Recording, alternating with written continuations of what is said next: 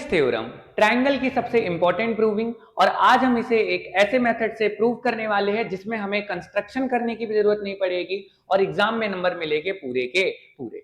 तो बच्चों आज हम थिल्स थ्योरम को बहुत ही एक अलग और इजी मेथड से प्रूव करने वाले हैं, जिसके बाद आपको कभी भी इसकी प्रूविंग में दिक्कत नहीं होगी। अब उसको प्रूव करने के लिए जो हम मेथड में यूज करेंगे वो यूज करेंगे बच्चे सिमिलैरिटी का। शायद आप में से कुछ लोग सिमिलैरिटी के बारे में पढ़े होंगे, कुछ लोग नहीं पढ़े होंगे। मैं यहाँ पे जो भी चीज सिमिलैरिटी से यूज करूंगा वो मैं पहले आपको बता दे रहा हूं, जिससे आपकी कोई भी डाउट नहीं आएगा। तो सबसे पहले अगर बच्चे हम बात करें, थोड़ा सा अगर हम बैक करें कि भाई सिमिलैरिटी का मतलब क्या होता है, दो ट्रायंगल सिमिलर होते हैं इसका मतलब क्या। बच्चे आपको पता होगा कि अगर हमारे दो ट्रायंगल सिमिलर है इसका मतलब ये होता है कि उनके सारे करेस्पॉन्डिंग एंगल क्या होंगे, इक्वल होंगे, और सारे करेस्पॉन्डिंग साइड का रेशियो क्या होगा, बराबर होगा। अब दो ट्रायंगल को सिमिलर दिखाने के बच्चे अलग अलग मेथड होते हैं, जिसमें से एक मेथड जो हम यहाँ पे यूज करने वाले हैं वो होता है बच्चे एंगल एंगल सिमिलैरिटी।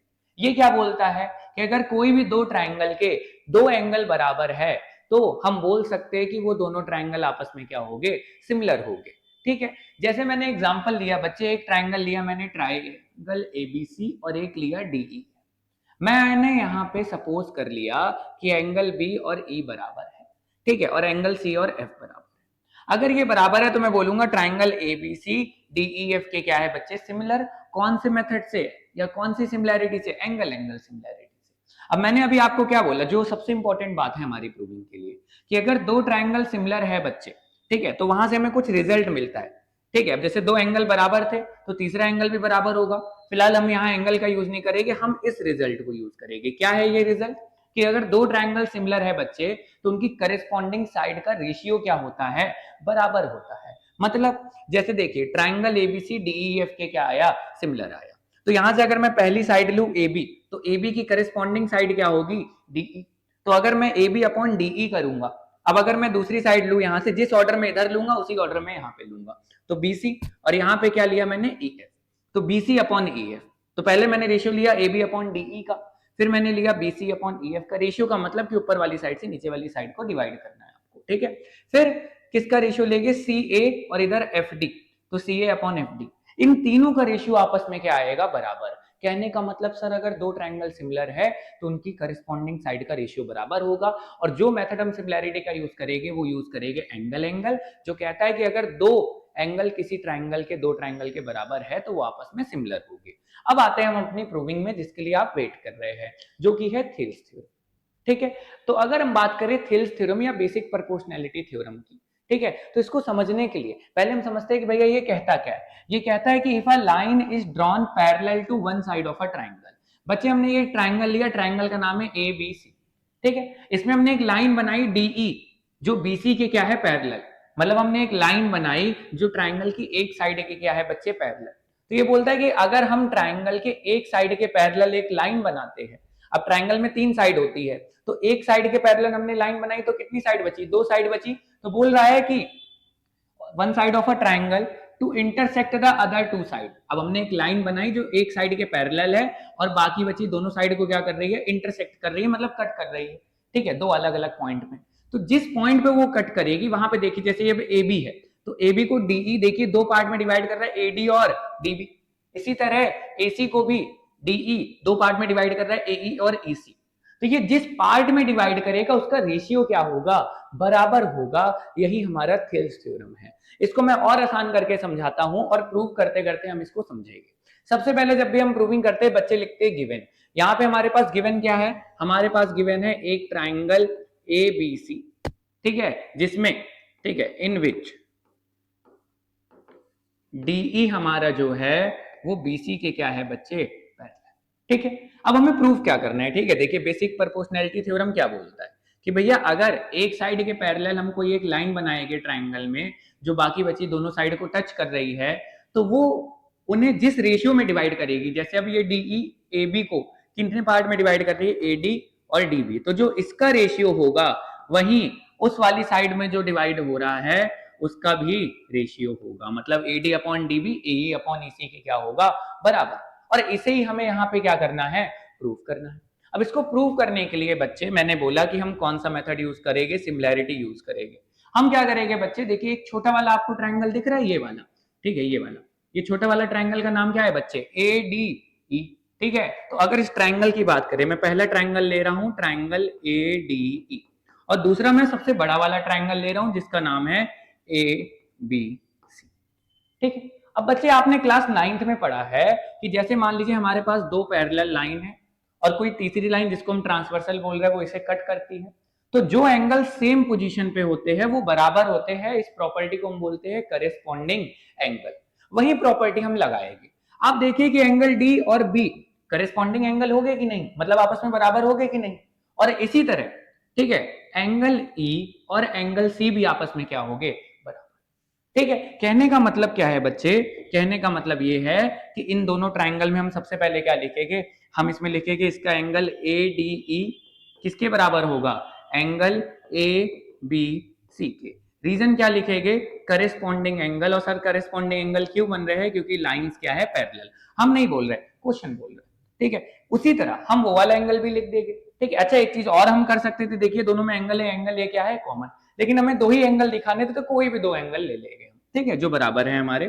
ठीक है, अब इधर हम इसका नाम लिखेंगे बच्चे ए ई डी, ये ई वाला एंगल ले रहा हूं, तो इधर भी अब इसी ऑर्डर में नाम लिखेंगे ए सी बी, तो ए E D A C B के बराबर हो जाएगा। रीजन रहेगा सेम, क्या रीजन रहेगा बच्चे, करेस्पॉन्डिंग एंगल।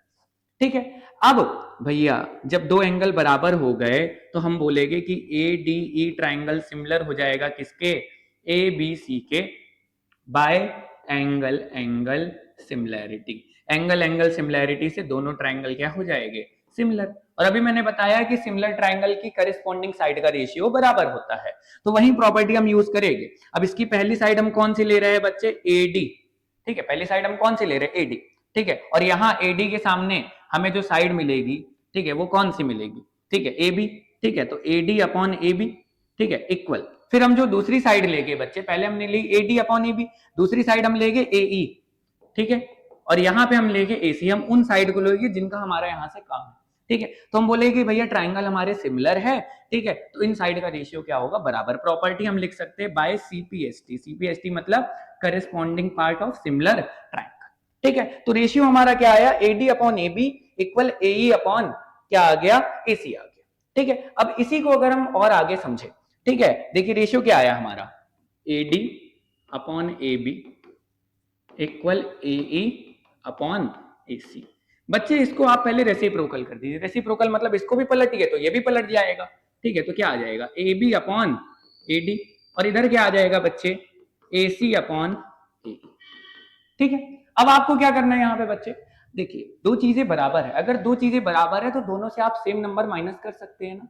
आप यहाँ पे क्या करिए बच्चे, दोनों तरफ से 1 1 सब्ट्रैक्ट कर दीजिए। इधर से भी 1 माइनस करिए और इधर से भी क्या करिए, 1 को माइनस करिए।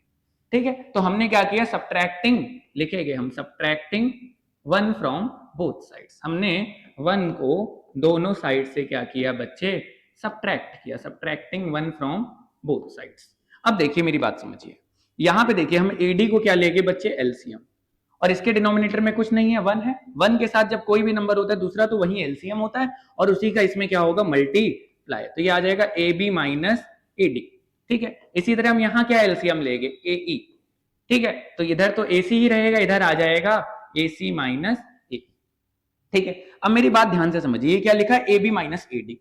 अगर हम पीछे वाली स्लाइड में आए बच्चे, ये हमारा पूरा यहां से यहां तक क्या है, ए बी, यहां से यहां तक हमारा ए बी है, और यहां से यहां तक हमारा ए डी है।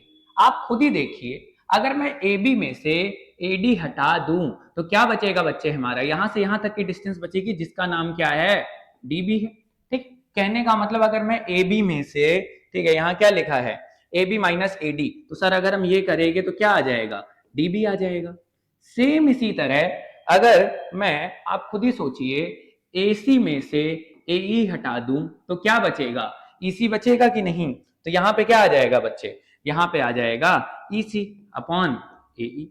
ठीक है, ये आ गया। ठीक है, बस इसको आप एक बार पलट के फिर से लिख दीजिए। पलटेगे तो इधर आ जाएगा, ये पलट के क्या होगा, AD अपॉन DB, और ये पलट के क्या होगा, AE अपॉन EC।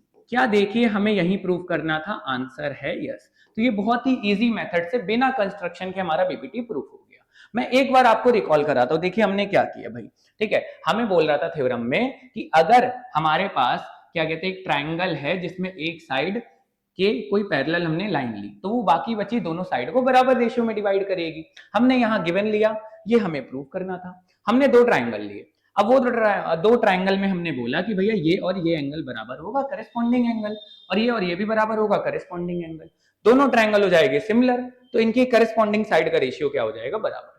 जब हमने रेशियो बराबर लिया तो उसको हमने कर दिया बच्चे यहाँ पे रेसिप्रोकल, दोनों तरफ से हमने 1 1 सब्ट्रैक्ट कर दिया। सब्ट्रैक्ट किया तो इधर आगे A B minus A D को एलसीएम लेने के बाद, इधर आगे AC माइनस AE को एलसीएम लेने के बाद, जब सब्ट्रैक्ट किया तो इधर आ गया DB और इधर आ गया EC। ठीक है, अब सब्ट्रैक्ट करने के बाद फिर से हमने लास्ट में रेसिप्रोकल कर दिया, तो हमारा यहाँ पे हो गया हेंस प्रूफ। तो मेरे हिसाब से मैं उम्मीद करता हूँ कि आपको ये बातें समझ आई होगी। मिलते हैं नेक्स्ट पार्ट में नेक्स्ट टॉपिक के साथ। Thank you.